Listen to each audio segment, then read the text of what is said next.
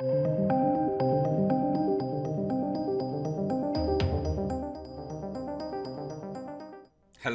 welcome to the channel, ladies and gentlemen. I have got the best recommendation for you all. Oh, it's so good. Sweet Home. I could not possibly recommend something harder than this. Now, this is South Korean cinema series, whatever you want to call it, at its finest. It's on Netflix, but it's South Korean, and it is just, so good. Oh, is it so good. Now, quite interestingly, it's 10 episodes, each about, from what I can remember, anyway, an hour long. Long episodes. Really, really good as well, like, in terms of the pacing of each episode. It's nice to have a series that just has an hour episode for a change. It's great. Really, really good. I'm a massive fan of South Korean cinema. I like it a lot. I think they do things very, very well. Sometimes not so good. Train to Busan was great. Train to Busan 2, crap. But they do some things exceptionally well, and I think this was done really, really well. Now, this was kind of only a matter of time, I guess, before they adapted this. It's actually based on a webtoon, same name, by Kim Kan-bai and Hwang Young-chan, which had 1.2 billion views. That's a lot. That's a lot. Now, I'm not familiar with the webtoon in any way, shape or form, so I am not doing a review based on it being an adaptation. I don't know what it's like, right? I can't comment. But very clearly, 1.2 billion views, they were going to adapt it at some point. And I think this is done very, very, very well. It doesn't appear to be adapted by the same people who initially created the first webtoon, which is a shame. So I'm hoping they got, some payment on the back end of this.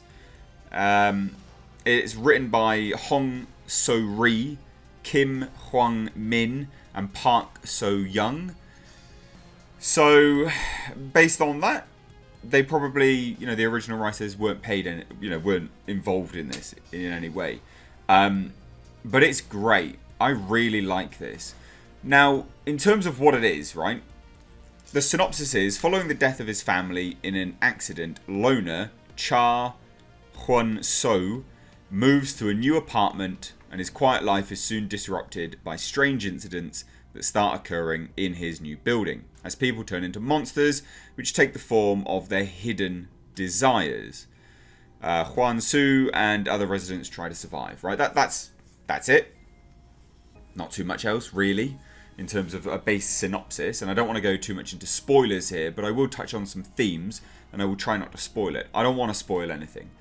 I don't think this needs to be spoiled. I think you just need to watch it, because it's so good. So, the chap is suicidal, right? So, we're talking about themes here. He's a suicidal guy. You've got all of the monsters basically take the form of their hidden desires, their deepest, darkest need and want, and just what they really, really want in life. Some of them don't seem to make any sense in terms of that as a synopsis. They take the form of their hidden desires, but it's framed as it not being an infection but actually a curse, which I can believe. But during the series, there's a lot of misdirection going on. There's a lot of special forces at play. Actual armed special forces, operative governments, and a lot of almost secret spy, covert sort of themes running through this. Which, if that's anything to go by, maybe it's not a curse, and maybe it is an infection. There's some Resident Evil vibes. Don't worry, not the movies, the game.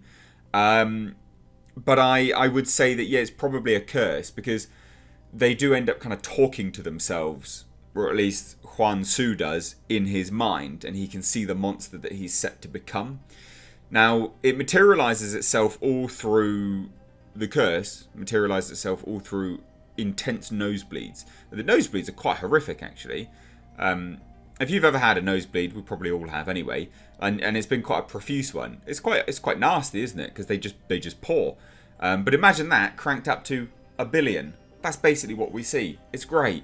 But it's quite like, oof, that is horrendous. And then they start having hallucinations, which is, from what we can tell from Hyun-soo, anyway, it's them communicating with themselves, their inner monster. And they then either succumb to it or they can somehow take control of it. Because Hyun-soo is a special kind of monster. He has control over it in some regard. Now, the cinematography in this is great. Like, it's really, really decent. I'm going to show you some of the monsters in a minute. Not spoil it. It's all on the poster work and it's in the trailer. But the cinematography is great. In terms of, and this is one of the official posters that they have for Netflix anyway. In terms of the colour palette, you can see it right here. That is pretty representative of the colour palette used in the film. And it's a beautiful colour palette and it works really, really well. They don't try, actually. You know, let's compare it to Godzilla, for instance, right? Let's compare it to Godzilla, King of the Monsters, and all those other movies where there are heavy CGI monsters. When a company is looking to include massive amounts of monsters, generally speaking, they grade it down quite low. The colour palette is nowhere near as vibrant as this, because it tends to show a lot of the wonkiness of CGI. But here, they chose a really... I mean, it's quite a vivid... I wouldn't say it's warm, but I wouldn't even say it's a cool colour palette either. There are a lot of blues and greens seeping through. But in some scenes, it's very, very warm in terms of the colour palette they use. And it doesn't actually look terrible with respect to the monsters that we see on screen. And it's really, really quite surprising. So they did really well with the effects. And I'll show you one now. There you go. Great monsters. Not quite sure how this lines up with the whole fact that, you know, it's your hidden desire that comes out in the form of a monster. What was this guy's hidden desire? To be like a tentacle leech monster? Who knows? Now, some of it is really obvious. Some of them are incredibly obvious. There is this dude that runs around screaming protein.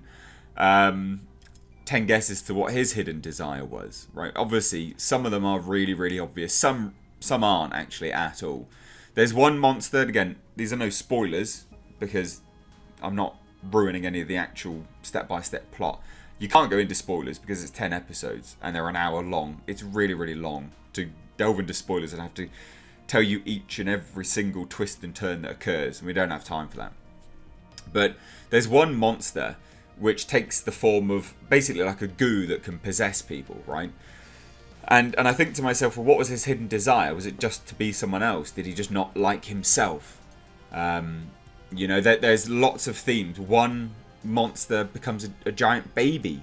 Not all monsters are evil either. You know, some protect people. One of them is like a weird spider thing.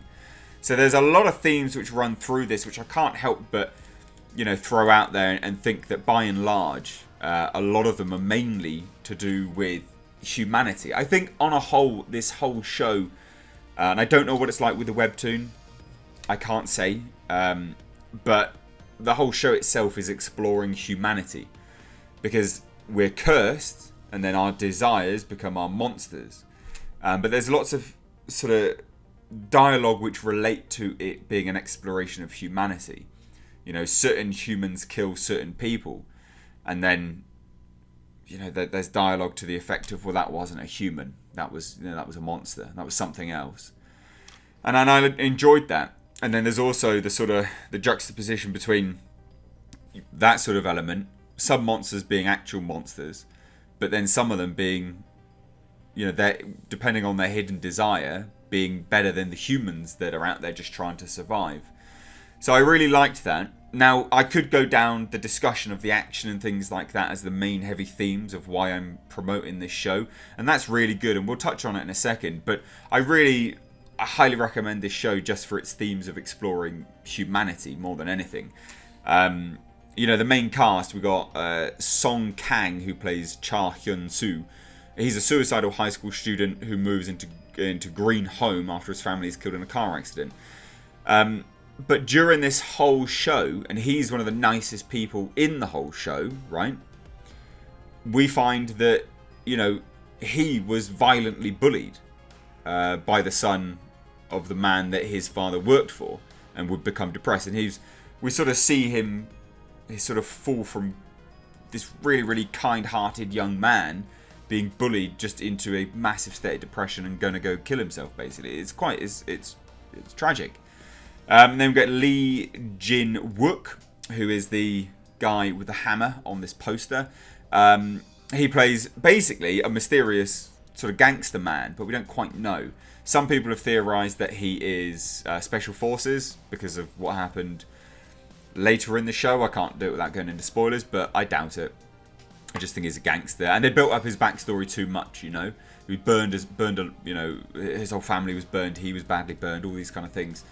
They built up too much of a backstory to throw that away.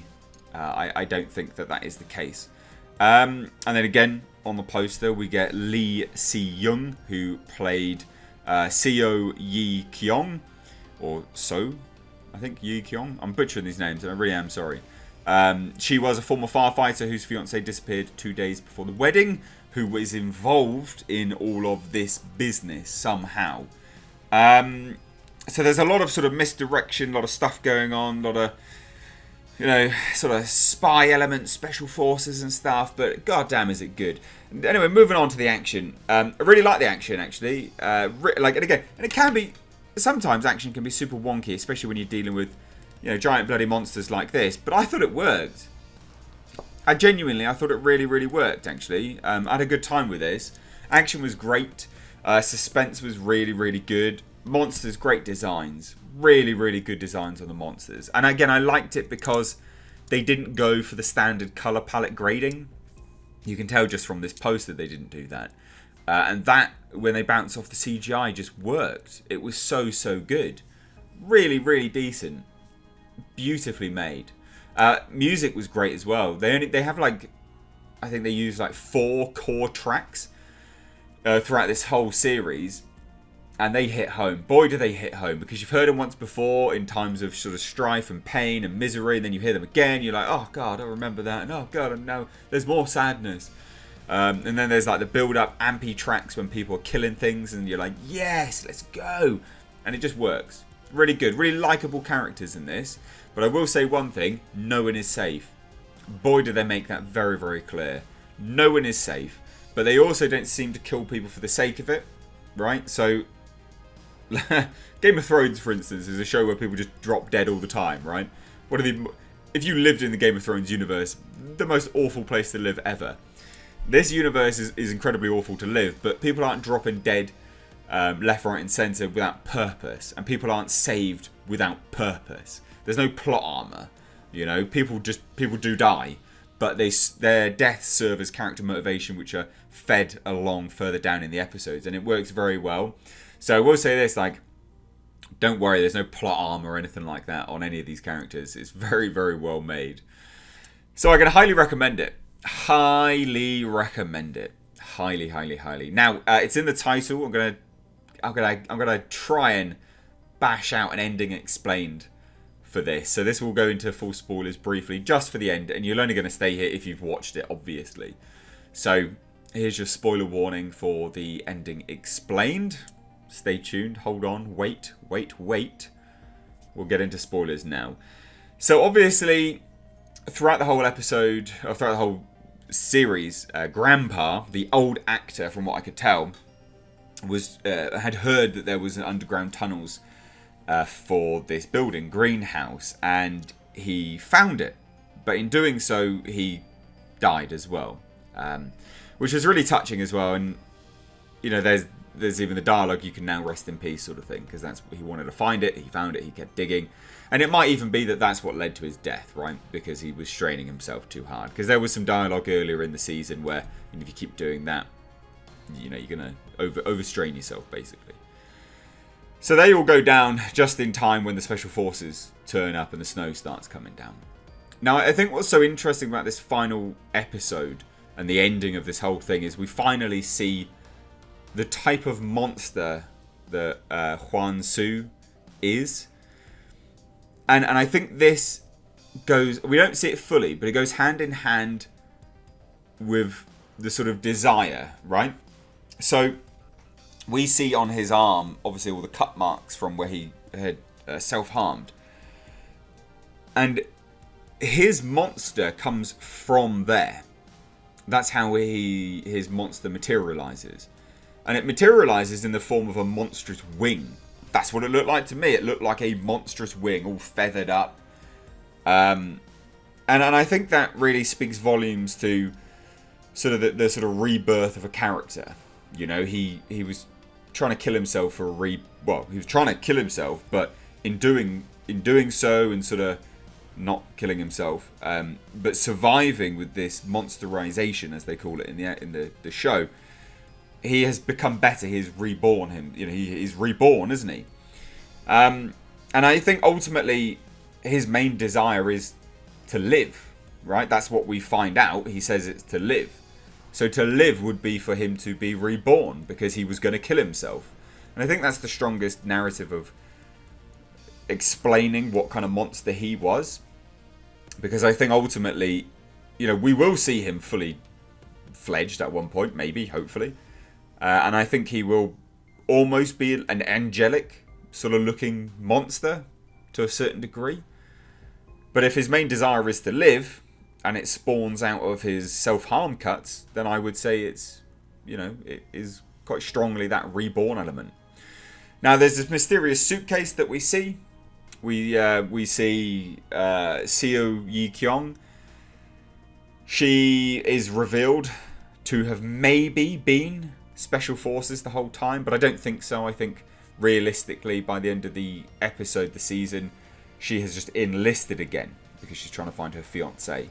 Now, I don't know whether her fiancé is actually the guy who's the shape-shifting monster. I don't think that's the case, although there is some elements of that, because the Special Forces woman who confronts Seo Yi-kyung when she's in the office of her former fiancé, she does say, "I will let you know what your fiancé looks like now." So maybe, but then could just be a monster. This is the thing, isn't it? So, ultimately, we have the cast carted away, and then we have Seo Yi-kyung driving off. Now, obviously, the entire cast has been split up at this point. We've got Hyun-soo with Pyeon Sang-wook, but is probably the shape-shifting monster. They're going away together. I would imagine they're probably just going to go off into the wild, and if we get a season 2, it will lead into another big confrontation, because Hyun-soo has pretty clearly laid stake to his humanity here. I would say very, very clearly. So I can't see him going off and being this sort of wolf creature that the shape-shifting monster wants him to be. I can't see that happening. Again, we've had this whole season developing his sort of humanity aside from the monsterization. So ultimately, the ending explained is we've got a mysterious suitcase, government special forces, still a curse. I still rate it as a curse, to be perfectly honest. And the whole faction's split up. They're going to have to get together in season 1. But the ending explained, I think, realistically just tells of the humanity that we've seen throughout the entire season. And Hyun-soo embracing his desire to live, but also, unfortunately, embracing his monsterization at the same time. But because they're so polar opposite, do they cancel one another out? Does he maintain his balance? So there you go. There's my theories. My ending explained. Let me know your thoughts down below in the comment section. If you're new here, do hit subscribe. Strongly recommend this. Strongly recommend. But thanks so much. Take care.